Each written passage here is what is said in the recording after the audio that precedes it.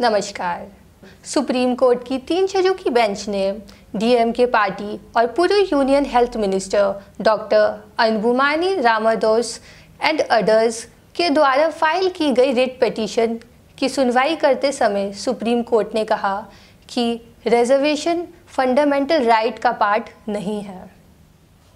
आज हम इस इशू पे चर्चा करेंगे कि क्या रिजर्वेशन फंडामेंटल राइट है।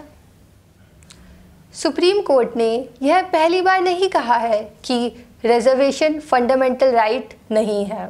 इससे पहले भी Mukesh Kumar versus state of Uttarakhand के केस में 7 फरवरी 2020 को सुप्रीम कोर्ट की 2 जजों की बेंच ने ये डिसीज़न दिया था कि आर्टिकल 16 क्लॉज 4 और आर्टिकल 16 क्लॉज 4A के तहत रिजर्वेशन फंडामेंटल राइट नहीं है। रिजर्वेशन के संबंध में जो प्रोविजंस कॉन्स्टिट्यूशन में दिए गए हैं उनको 2 भागों में बांटा जा सकता है। पहला, फंडामेंटल राइट्स के पार्ट में दिए गए रिजर्वेशन के प्रोविजंस, और दूसरा कॉन्स्टिट्यूशन के अदर चैप्टर में दिए गए रिजर्वेशन के प्रोविजंस। एजुकेशनल इंस्टीट्यूशंस में एडमिशन के संबंध में प्रोविजंस कॉन्स्टिट्यूशन के आर्टिकल 15 क्लॉज 4, आर्टिकल 15 क्लॉज 5 और आर्टिकल 15 क्लॉज 6 में किए गए हैं। उसी प्रकार पब्लिक एम्प्लॉयमेंट में रिजर्वेशन के संबंध में प्रोविजंस कॉन्स्टिट्यूशन के आर्टिकल 16 क्लॉज 4, 16 क्लॉज 4A और 16 क्लॉज 6 में दिए गए हैं। ग्राम पंचायतों की सीटों में रिजर्वेशन आर्टिकल 243D में किया गया है और इसी तरह से म्यूनसिपैलिटीज़ में रिजर्वेशन के संबंध में प्रोविजंस आर्टिकल 243T में दिए गए हैं। लोकसभा में सीटों में रिजर्वेशन की व्यवस्था संविधान के आर्टिकल 330 में और राज्यों की विधानसभाओं में रिजर्वेशन की व्यवस्था संविधान के आर्टिकल 332 में की गई है। संविधान का आर्टिकल 335 इस बात की व्यवस्था करता है कि शेड्यूल कास्ट और शेड्यूल ट्राइब्स के क्लेम को भी कंसिडरेशन में लिया जाएगा जब स्टेट पब्लिक एम्प्लॉयमेंट में अपॉइंटमेंट कर रही हो। संविधान के आर्टिकल 46 के तहत स्टेट की यह रिस्पॉन्सिबिलिटी है कि वह वीकर सेक्शंस के इकोनॉमिक और एजुकेशनल इंटरेस्ट को प्रोटेक्ट करेगी। अतः इन आर्टिकल से यह क्लियर है कि एजुकेशनल इंस्टीट्यूशंस में एडमिशन में रिजर्वेशन और पब्लिक एम्प्लॉयमेंट में रिजर्वेशन ही फंडामेंटल राइट के पार्ट में दिए गए हैं। लोकसभा, विधानसभाएं, ग्राम पंचायत और म्यूनसिपैलिटीज़ में रिजर्वेशन फंडामेंटल राइट्स के पार्ट में नहीं दिए गए हैं बल्कि अन्य पार्ट में दिए गए हैं। इसी तरह आर्टिकल 46 और आर्टिकल 335 भी कॉन्स्टिट्यूशन के फंडामेंटल राइट के पार्ट में नहीं बल्कि अन्य पार्ट में दिए गए हैं। अब हम यह जानने की कोशिश करते हैं कि फंडामेंटल राइट्स को किस तरह से संविधान में मेंशन किया गया है। आर्टिकल 14 यह कहता है कि राज्य किसी भी व्यक्ति को इक्वलिटी बिफोर लॉ से वंचित नहीं करेगा। आर्टिकल 15 यह कहता है कि राज्य रिलीजन, कास्ट आदि के आधार पर डिस्क्रिमिनेशन नहीं करेगा। आर्टिकल 16 यह कहता है कि पब्लिक एम्प्लॉयमेंट के विषय में इक्वलिटी ऑफ अपॉर्चुनिटी होगी और पब्लिक एम्प्लॉयमेंट में धर्म, जाति आदि के आधार पर डिस्क्रिमिनेशन नहीं किया जाएगा।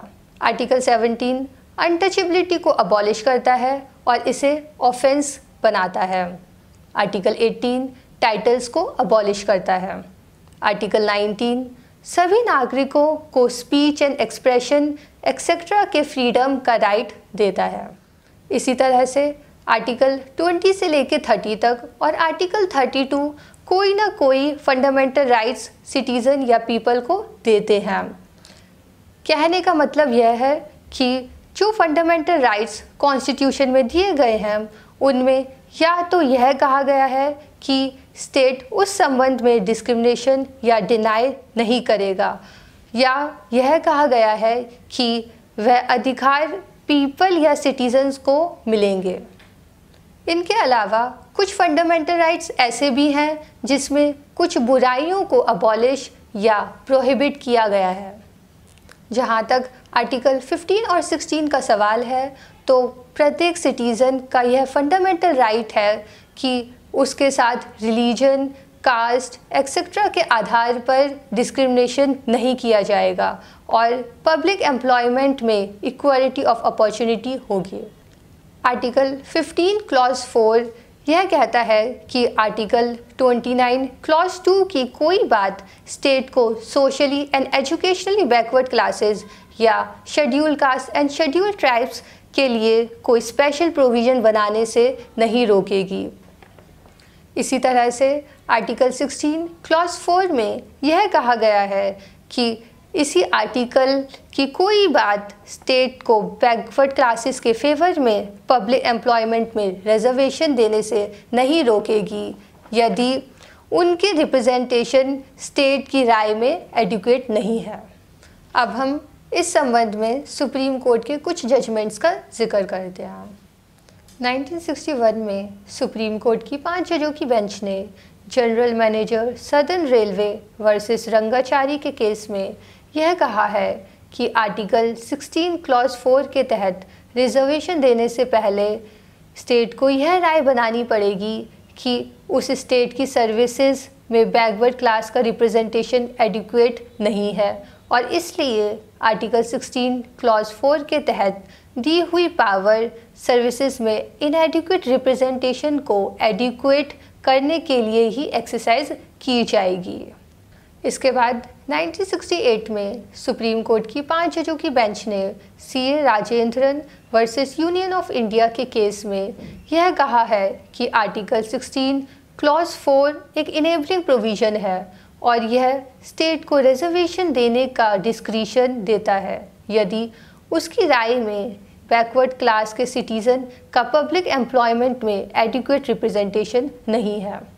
इसमें यह भी कहा गया है कि आर्टिकल 16 क्लॉज 4 आर्टिकल 16 क्लॉज 1 का एक्सेप्शन है।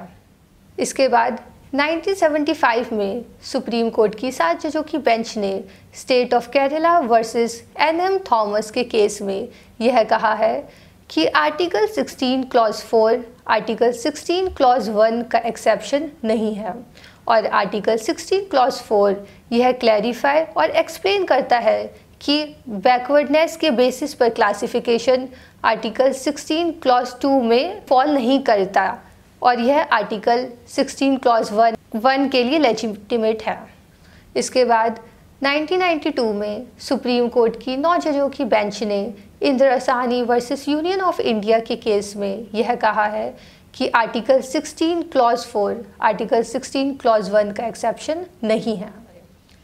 आर्टिकल 16 क्लॉज 4 उस क्लासिफिकेशन का एक इलस्ट्रेशन एंड इंस्टेंस है जो कि आर्टिकल 16 क्लॉज 1 में इनहेरेंट है। आर्टिकल 16 क्लॉज 1 आर्टिकल 14 का फेसिट होने के कारण क्लासिफिकेशन को इम्प्लिसिटली परमिट करता है। बैकवर्ड क्लास के रिजर्वेशन के संबंध में आर्टिकल 16 क्लॉज 4 एग्जॉस्टिव है। रिजर्वेशन केवल आर्टिकल 16 क्लॉज 4 में ही नहीं बल्कि आर्टिकल 16 क्लॉज 1 में भी दिया जा सकता है। आर्टिकल 16 क्लॉज 1 के तहत रिजर्वेशन उन क्लासेस को दिया जा सकता है जो बैकवर्ड क्लासेस नहीं हैं। 1999 में सुप्रीम कोर्ट की 5 जजों की बेंच ने Ajit Singh versus state of Punjab के केस में यह डिसीजन दिया है कि आर्टिकल 16 क्लॉज 1 और आर्टिकल 16 क्लॉज 4 की लैंग्वेज में अंतर है। आर्टिकल 16 क्लॉज 4 में कोई डायरेक्शन या कमांड नहीं है जैसे कि आर्टिकल 16 क्लॉज 1 में है। आर्टिकल 16 क्लॉज 4 कोई फंडामेंटल राइट कन्फर नहीं करता और ना ही वह कोई कॉन्स्टिट्यूशन ड्यूटीज़ इम्पोज करता है, लेकिन यह केवल इनेबलिंग प्रोविज़न है जो कि राज्यों को यह डिस्क्रिशन देता है कि वह रिजर्वेशन देने पर विचार कर सकता है यदि इस आर्टिकल में मौजूद सर्कमस्टांस ऐसा कहती है। इसमें यह भी कहा है कि आर्टिकल 16 क्लॉज 4 जो कि केवल डिस्क्रिशन देता है स्टेट को रिजर्वेशन देने का और कोई ड्यूटी या ऑब्लिगेशन रिजर्वेशन देने की स्टेट पर नहीं डालता और इसलिए रिट ऑफ मैंडेमस इस बात के लिए इशू नहीं किया जा सकती कि स्टेट रिजर्वेशन की व्यवस्था करे। इन जजमेंट्स के अलावा सुप्रीम कोर्ट ने अन्य बहुत सारे जजमेंट्स में यह कहा है कि आर्टिकल 16 क्लॉज 4 इनेबलिंग प्रोविज़न है और इनमें दी हुई बैकवर्डनेस एंड इनएडिक्वेट रिप्रेजेंटेशन की कंडीशन और आर्टिकल 335 में दी हुई एफिशिएंसी ऑफ एडमिनिस्ट्रेशन की कंडीशन के पूरे होने पर ही स्टेट रिजर्वेशन बैकवर्ड क्लास के फेवर में कर सकता है। लेकिन इन 3 कंडीशंस में से बैकवर्डनेस की कंडीशन एससी और एसटी कैटेगरी को रिजर्वेशन देने के लिए डाटा कलेक्ट करने की ज़रूरत नहीं है, क्योंकि एससी और एसटी तो मोस्ट बैकवर्ड माना जाता है। लेकिन यदि ओबीसी को रिजर्वेशन देना हो तो तीनों कंडीशंस का फुलफिल होना बहुत ज़रूरी है। यह बात सुप्रीम कोर्ट की 5 जजों की बेंच ने जर्नल सिंह वर्सेस लक्ष्मी नारायण गुप्ता के केस में 2018 में कही थी। अब हम सुप्रीम कोर्ट के जजमेंट्स और संविधान के आर्टिकल्स के बेसिस पर अपनी बात आगे कहेंगे। आर्टिकल 16 क्लॉज 4 की लैंग्वेज यह कहती है कि nothing in this article shall prevent the state from making any provision for reservation.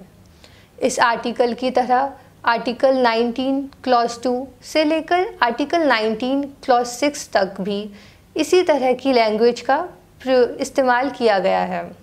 For example article 19 clause 2 यह कहता है कि nothing in sub clause A shall prevent the state from making any law in so far as such law imposes reasonable restrictions on the exercise of right conferred by subclause clause of freedom of speech and expression। इसका मतलब यह है कि article 19 clause 1 सब clause ए के तहत speech and expression के freedom का फंडामेंटल राइट है, लेकिन आर्टिकल 19 क्लॉज 2 इस फंडामेंटल राइट पर रिस्ट्रिक्शंस लगाने की पावर स्टेट को देता है। इसी तरह आर्टिकल 19 बी, सी, डी, ई और जी सिटीजन्स को फंडामेंटल राइट देते हैं, लेकिन आर्टिकल 19 क्लॉज 3, क्लॉज 4, क्लॉज 5 और क्लॉज 6 इन फंडामेंटल राइट्स पर रिस्ट्रिक्शन लगाने की पावर स्टेट को देते हैं। इसी तरह आर्टिकल 23 क्लॉज 1 के तहत एक्सप्लॉयटेशन के अगेंस्ट फंडामेंटल राइट दिया गया है, लेकिन क्लॉज 2 के तहत स्टेट को यह पावर दी गई है कि वह पब्लिक पर्पस के लिए कंपल्सरी सर्विस इम्पोज कर सकता है। आर्टिकल 19 क्लॉज 2 की लैंग्वेज भी आर्टिकल 16 क्लॉज 4 की लैंग्वेज की तरह ही है। इसी तरह की व्यवस्था आर्टिकल 25 में की गई है, जो कि right to freedom of religion की बात करता है। आर्टिकल 16 क्लॉज 4 और आर्टिकल 15 क्लॉज 4 की लैंग्वेज से यह क्लियर है कि यह प्रोविजंस इनेबलिंग प्रोविजंस हैं और स्टेट को यह डिस्क्रिशन देते हैं कि वह रिजर्वेशन की व्यवस्था बैकवर्ड क्लास के फेवर में कर सकती है। सिर्फ इसी वजह से कि कोई प्रोविज़न फंडामेंटल राइट के पार्ट में दिया गया है तो वह फंडामेंटल राइट नहीं बन जाता। उसे फंडामेंटल राइट बनने के लिए उस प्रोविज़न की लैंग्वेज और उसके ऑब्जेक्ट को देखना पड़ेगा। यदि हम आर्टिकल 15 क्लॉज 4 और आर्टिकल 16 क्लॉज 4 को फंडामेंटल राइट मानते हैं सिर्फ इसलिए कि वह फंडामेंटल राइट के पार्ट में दिए गए हैं, तो फिर हमें आर्टिकल 19 के क्लॉज 2 से लेकर आर्टिकल 19 क्लॉज 6 तक भी फंडामेंटल राइट मानना पड़ेगा, जबकि वे आर्टिकल 19 क्लॉज 1 में दिए गए फंडामेंटल राइट्स पर रिस्ट्रिक्शंस इम्पोज करने की पावर स्टेट को देते हैं। इसी तरह से आर्टिकल 23 क्लॉज 2 और आर्टिकल 25 क्लॉज 2 को भी फंडामेंटल राइट मानना पड़ेगा। लोकसभा, विधानसभा, ग्राम पंचायत और म्यूनसिपैलिटीज़ में रिजर्वेशन के प्रोविजंस संविधान के फंडामेंटल राइट्स के पार्ट में न होकर बल्कि अन्य पार्टों में दे रखे हैं और वे फंडामेंटल राइट्स भी नहीं हैं, और फिर भी स्टेट उनमें रिजर्वेशन देने के लिए ड्यूटी बाउंड है और हमेशा SC/ST के लिए सीटें उनकी आबादी के हिसाब से रिज़र्व रहती हैं। और इस संबंध में संविधान लागू होने से आज तक कोई भी डिस्प्यूट अराइज नहीं हुआ है, क्योंकि इनके संबंध में जो आर्टिकल संविधान में है उनसे यह बात अनडाउटली क्लियर है कि SC/ST के लिए उन चुनावों में सीट रिज़र्व रखनी ही होगी। अब हम कॉन्स्टिट्यूंट असेंबली की ड्राफ्टिंग कमेटी के चेयरमैन डॉक्टर BR अम्बेडकर द्वारा आर्टिकल 16 क्लॉज 4 के ड्राफ्ट पर बहस के समय कॉन्स्टिट्यूंट असेंबली में 30 नवंबर 1948 को दिए गए स्टेटमेंट को पढ़कर सुनाते हैं, जिससे कि हम इस संबंध में उनके विचारों को भी जान सकें। उन्होंने कहा कि they will find that the view of those who believe and hold that there shall be equality and opportunity has been embodied in sub-clause 1 of Article 10. It is very general principle. At the same time, as I said, we had to reconcile this formula with the demand made by certain communities that the administration, which has now for historical reasons been controlled by one community or a few communities, that situation should disappear and that the others also must have an opportunity of getting into public services. Supposing, for instance, we were to concede in full the demand of those communities who have not been so far employed in the public services to the fullest extent, what would really happen is we shall be completely destroying the first proposition upon which we are all agreed, namely that there shall be an equality of opportunity.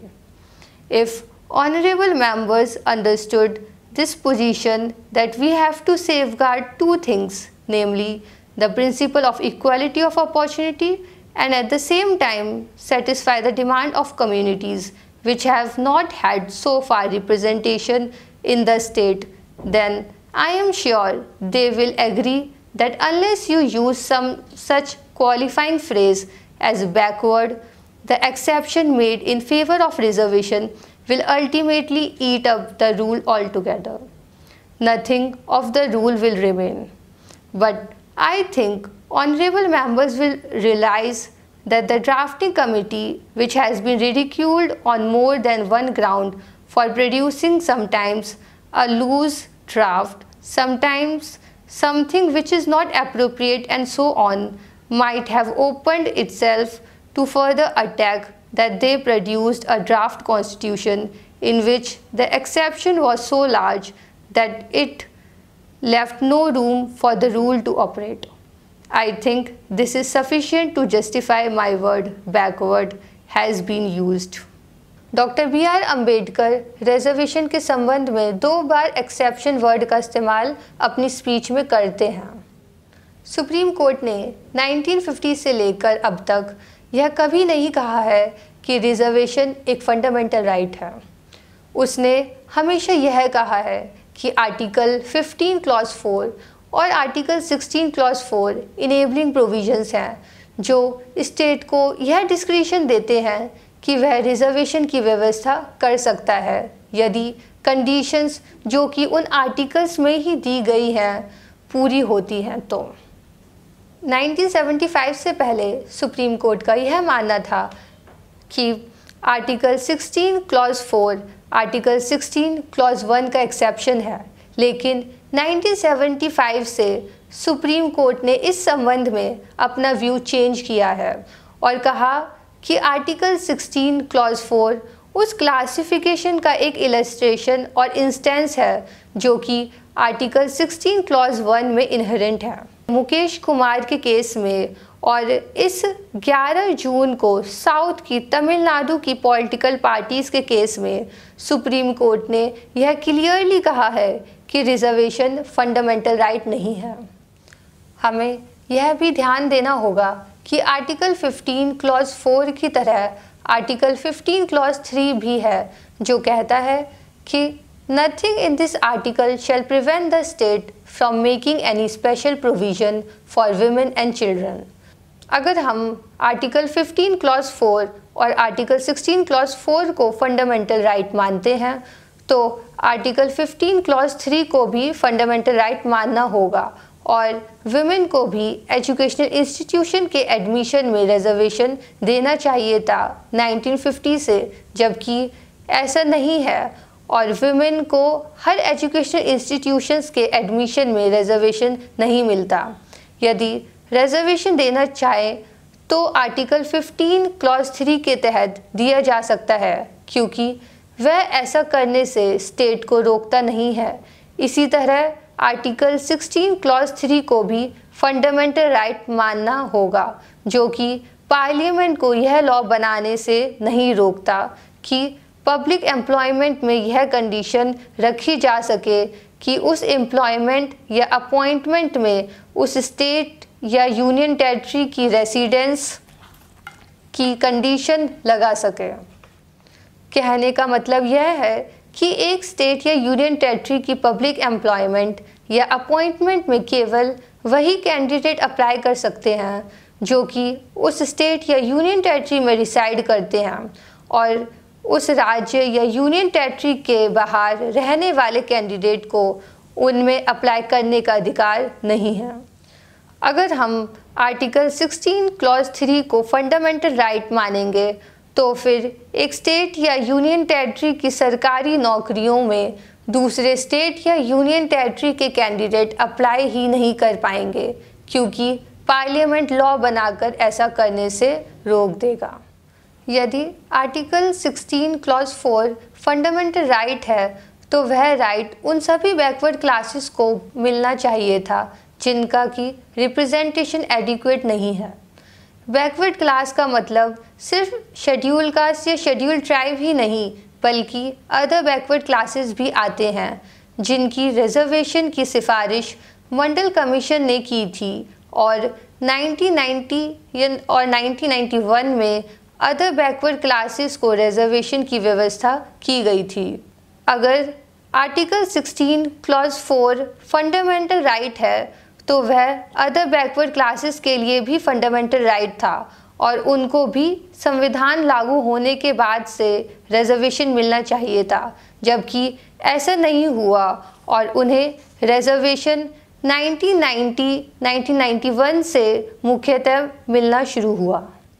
Constitution के provisions के interpretations, constituent assembly की debates और supreme court के judgements के basis पर हमारा यह मानना है कि रिजर्वेशन को फंडामेंटल राइट कहना बहुत मुश्किल है।